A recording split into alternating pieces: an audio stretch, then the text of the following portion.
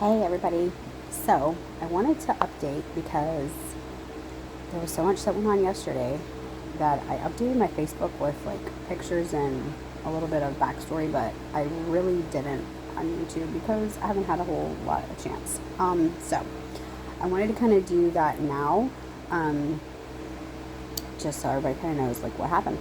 So, um, we have known that Micah had um, little hydrocele fluid sac in his groin area since he was little. Probably 18 months or so is when we noticed it. So, with it not causing him any pain and with it not really being a big deal, um, we just decided to kind of wait it out and see, if it kind of dealt with itself. Um, it hasn't. It comes back, back and forth. It shows up and then it doesn't for months and then it does, and it's just kind of like annoying. But he never complains of like any pain or doesn't slow him down, none of that stuff. And so we weren't sure if that was also a small hernia there. And so for the last like 2-ish weeks, maybe week, somewhere around there, week and a half, he started complaining that his stomach hurt.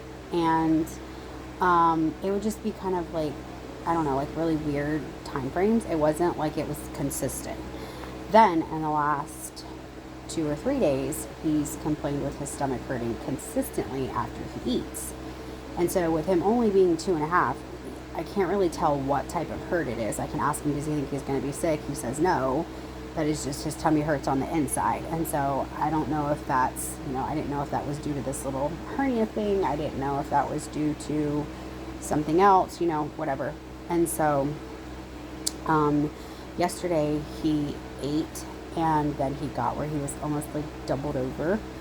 And he was just like, his tummy hurts, his tummy hurts, his tummy hurts. And so Joe and I, with concern of the little hydrocele or possibly small hernia, we wanted to, and with Joe just having hernia surgery and finding out there was some complications to his hernia surgery that were dealt with immediately, but it was more than what we knew.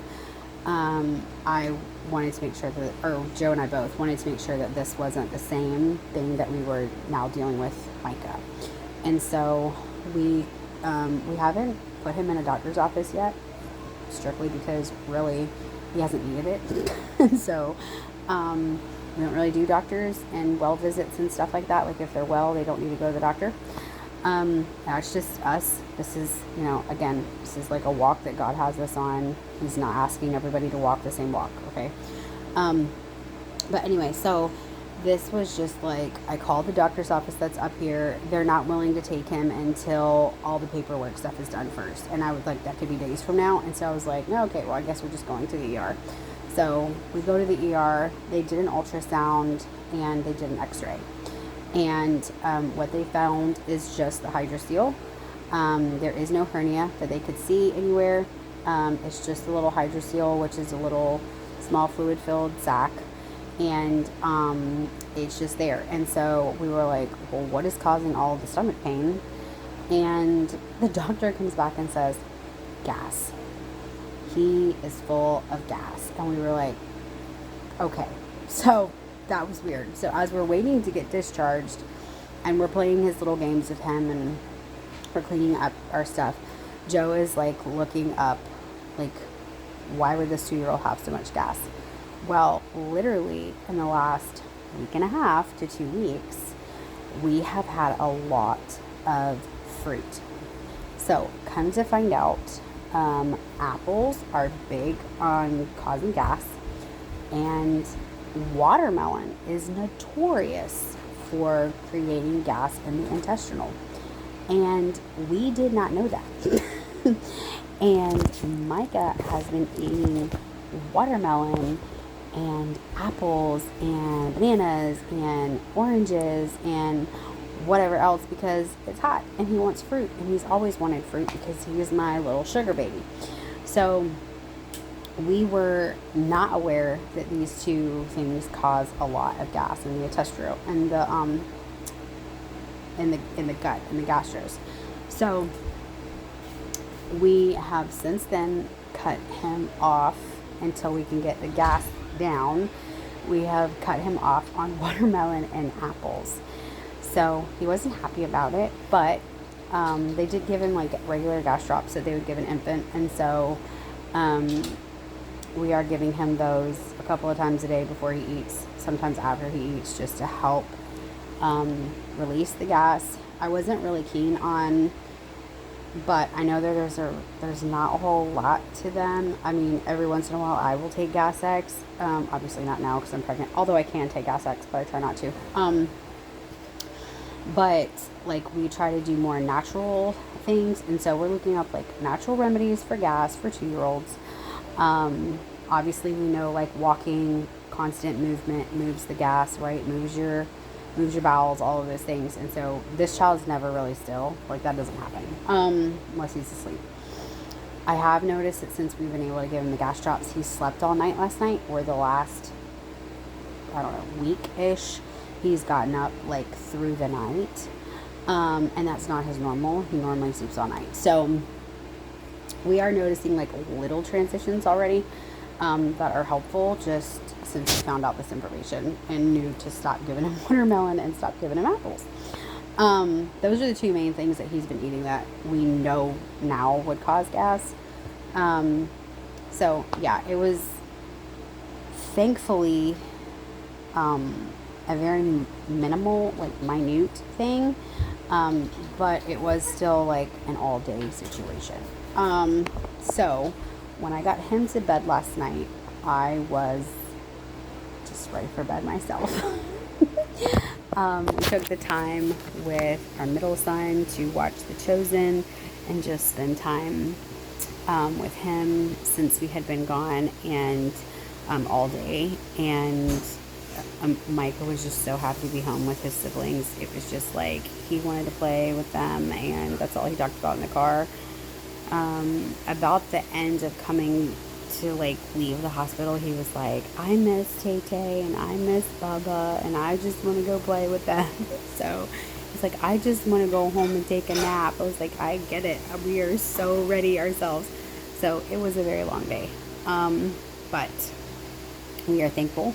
We are blessed that it was nothing more than what it was. I know that in these moments, the enemy is trying so hard to tap on the door of like where anxiety used to reside, and we just weren't allowing it. Like we were just like, no, like we're not having it. We're not getting anxious. God already has this under control. The more that we asked Micah, like I can't remember how we worded the question, but it was basically like, well, what do you think is going to make you feel better, or something like that? And he was like, because Jesus is going to heal it. And I'm like, you're right, he is. Jesus is going to heal it. And so he even knows at 2 that like when something is wrong or he feels a certain way, that he prays and he feels better. And Joseph is the exact same way. Like he's 9, almost 10 now. Joseph is, but like even as a kid, like, or even as a younger child, he would say, can we pray? Can we pray? And he still to this day will be like, Mom, can we pray about this or this or this or whatever? And so Micah is really already the same way. He'll be like, can we pray? Or I need to pray. Or I'll just catch him like praying by himself.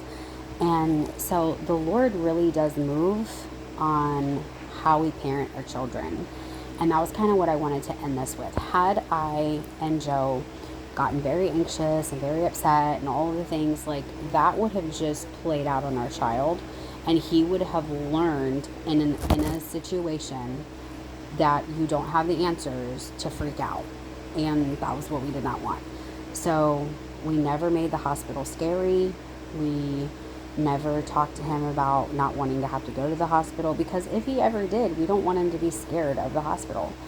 You know, he's watched like little Daniel Tiger and stuff where Daniel Tiger had to go to the hospital, and I think that's helpful, but we are careful with how much certain things that he watches, because there's behaviors in these shows And at 2.5 years old, he doesn't understand the full realm of how they behaved this way. It didn't work out in their favor. Now we need to behave this way. We handle it this way. Like, he doesn't have that full understanding of that yet. All he saw was the misbehavior, the stomping of the feet, the I'm mad, the whatever. And then he imitates that. That's what he saw. That's what he imitates. And then he gets in trouble at home. And so even this last week, the Lord has shown me, like, to remove him from watching Daniel Tiger and certain other shows that he was watching.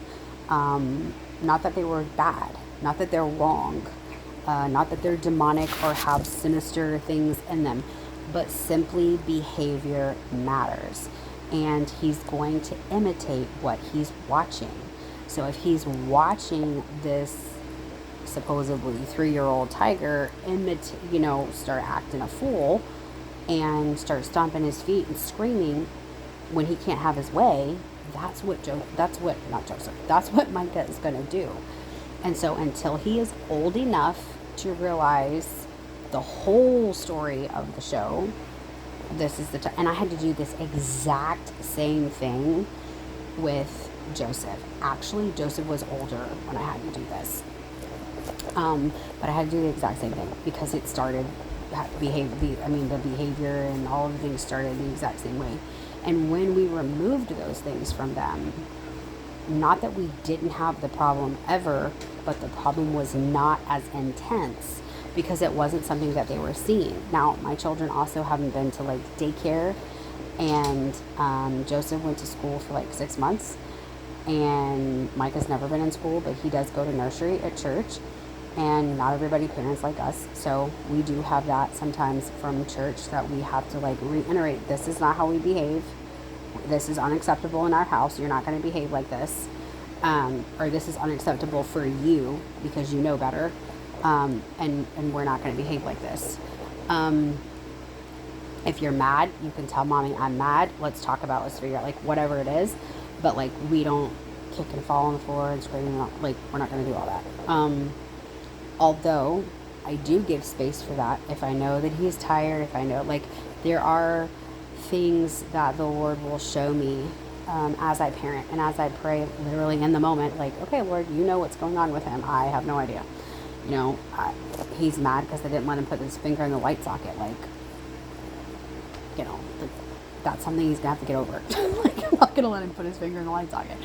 But then there are things that I can sit down and realize that he thought or understood it one way, it didn't go that way, and he gets frustrated, he gets overstimulated.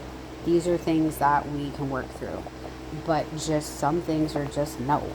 Sometimes the answer is just no, and that's okay. Sometimes the answer to us from the Lord himself, from our Father who loves us, is no.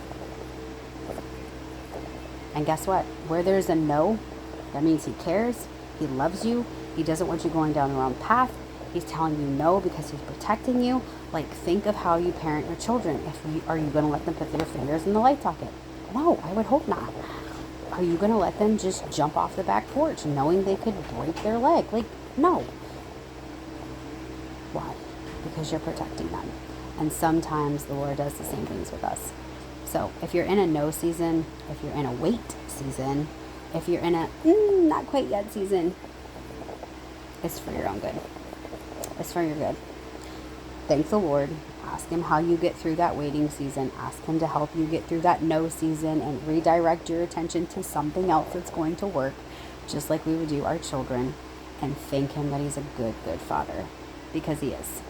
And we are still worshiping him, that nothing major was wrong. So, hope this was helpful with some tidbits of parenting 101 in there. And tomorrow, the Lord has already given me the video for tomorrow. Tomorrow, we are going to learn the difference between suspicion and discernment. Stay tuned. It's going to be good. Bye.